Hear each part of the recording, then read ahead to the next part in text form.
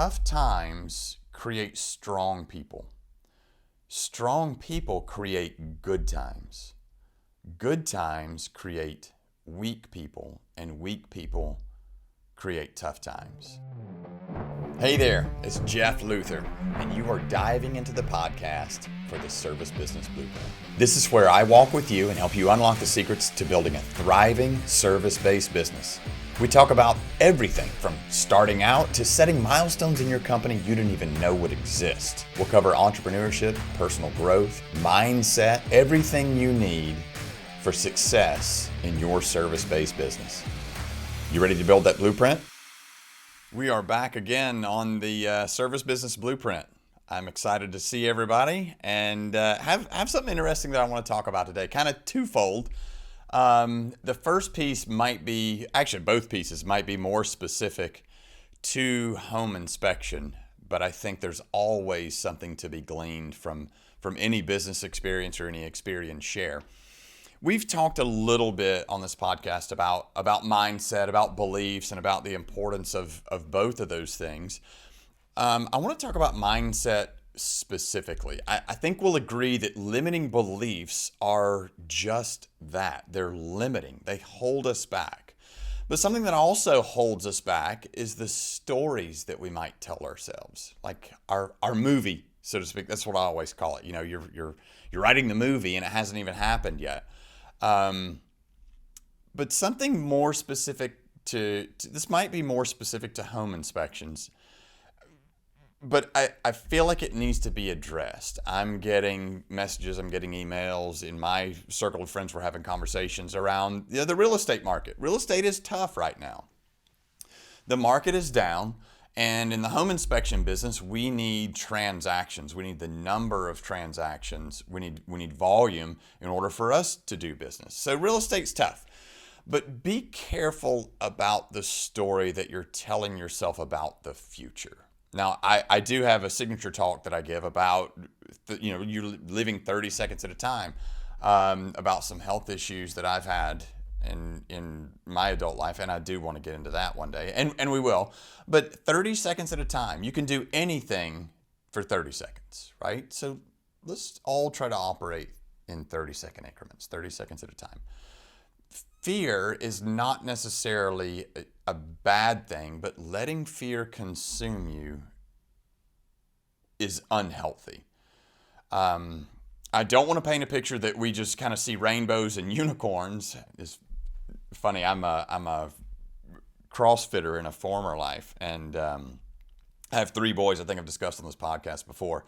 They are now 14, 16, and 18. But my youngest used to go with me a good bit. And just to kind of hang out, and this was years ago, he was probably 8, 7, I guess. But he found a chalk bucket that was sitting out. And this was at CrossFit Wando, one of the best gyms I've ever been to here in South Carolina. And he's playing in this chalk bucket, and he said, "Dad, if there was such a thing as unicorn dust, this is what it would be." Because, the chalk is soft and powdery. Sorry, that the word unicorn always makes me think of that. But I don't want to paint a picture that we just see rainbows and unicorns. We cannot control the future, but we can prepare. I always have been of the opinion that we operate like success is imminent. That's how we should operate, right? You operate like success is imminent, like things are going good. But we can't just rest on our laurels. It's important in a business to kind of reevaluate every 6 months and make sure that we're on track. If we're not on track, then at least we can plan. We can make adjustments. There's nothing wrong with evaluating quarterly, especially now. The times are such they are. Or that they are. Nothing wrong with evaluating your business quarterly. We're going to operate this success is imminent, but sometimes we do need to make adjustments. There's nothing wrong with evaluating it every quarter, like I said, during tougher times. But typically, if you're on track and you're evaluating every 6 months, that keeps you on the right path and that keeps you in good shape. Here's what I know about challenging times. They're part of our season, right? They're part of the season of life. They're part of the season of business. They're part of the season of economy. Everything happens in seasons. That's my belief. Yours may be different. Um, Tough times create strong people. Strong people create good times. Good times create weak people, and weak people create tough times. That's our cycle. And the season that we're in now, I think, is that all of the good times have created some weak people, and weak people create tough times.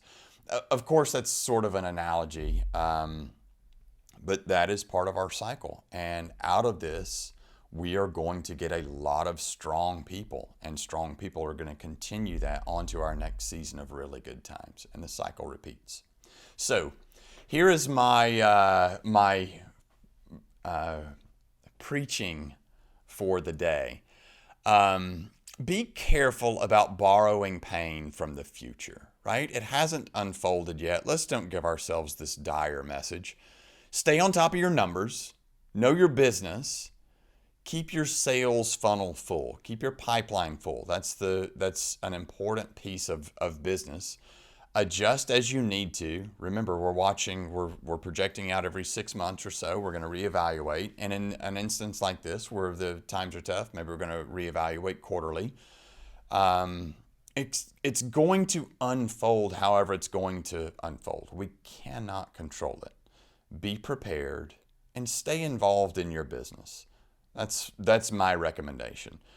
I'm open to a conversation around it. If any of you out there are having a tough time now, sometimes as a business owner, you feel like you're on your own little island. It gets pretty lonely. You can get pretty isolated. I love to have conversations around this topic, and if you need an ear, I would love to be one for you. So, with all that being said, one of our core values in our organization, we talked about core values on the last episode, I think, but one of our core values is do what it takes. We are a do what it takes company. Sometimes doing what it takes is painful. Sometimes doing what it takes is unrewarding. Sometimes doing what it takes hurts people. Doing what it takes can mean a lot of different things, and doing what it takes is not always easy, and it's not always rewarding, and sometimes it doesn't even feel like you're doing the right thing. So do what it takes. I was on the phones this weekend. I was answering the phones, and this was we were short staffed. Of course, we've got the holiday. We had the Thanksgiving holiday. Our office folks wanted to observe Friday, and then I covered the phone Saturday, and they worked Sunday, which was a busy day to set us up for Monday. So anyway, and I got a complaint phone call. I'm not supposed to be calling it complaints. I'm supposed to be calling it an opportunity phone call, but it was a complaint. That's what we refer to as part of our process improvement. That's how we improve our processes as an inspection company. But I got a call from Anthony. Anthony had already called our organization 5 different times. Here was Anthony's issue: is they had an inspection done. This was back at the end of September 29th, 30th, I think, and they moved in October 30th. Yeah, they moved in October. No, I'm sorry. They moved in October the 15th. And then on October 30th, they discovered a water stain on their ceiling. What it stemmed from was a leak in the tub spigot, where the tub spigot connected to the supply line, the water supply line behind the bath surround. There was a leak, so it was leaking down into the ceiling below. And we had gone through this several times with Anthony, that it was it outlined specifically in our agreement and also our guarantee. We have a guarantee. If anything we said was working fine when we were there and it doesn't within 100 days after the inspection, we cover it, no questions asked. But it outlines in the guarantee we cannot spot leaks that are behind the wall. We can't cover them. We're not responsible for them, in both our agreement and our guarantee. So we went through this with Anthony several times, and on the phone call I had with Anthony, he continued to say, hey, I had the home warranty company out. They couldn't find the leak. They misdiagnosed it, but really this is what it's from, and you guys should have caught it because. Well, Anthony, we can't. It's behind the wall. We wouldn't have seen it. Yeah, but you should have known because there was a drip at the spigot.